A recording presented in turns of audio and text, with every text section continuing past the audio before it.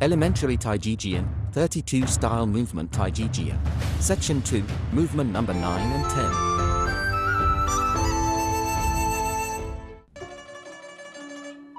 Movement number 9, Empty Stance Lower Intercept.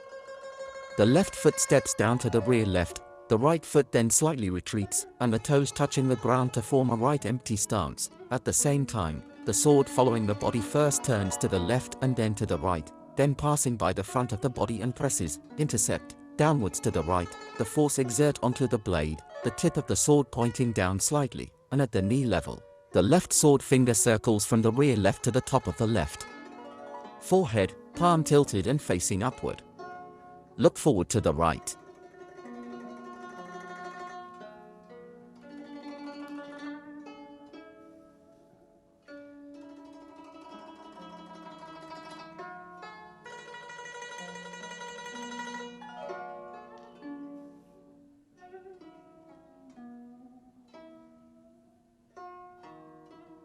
Keynotes. The right foot changing into the empty stance and the sword intercepting downwards should be well coordinated. If the starting position is facing south, then the direction of this empty stance is facing due east to north, about 30 degrees, the upper body turns right and facing southeast. Teaching cues. When teaching this movement, let the trainees repeatedly practice the technique of the sword following the body turning to the left first and then to the right. The trainees must pay attention to the point of force of the intercepting sword to be at the midsection of the blade. When performing the empty stance, the body's center of gravity is leaned towards the left leg. Movement number 10, Left Bow Stance Thrust.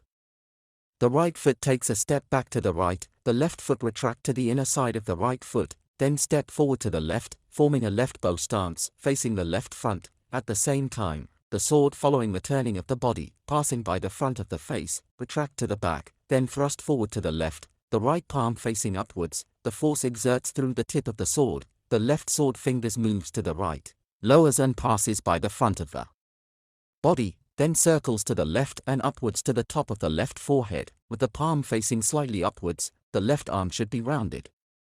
Look towards the tip of the sword.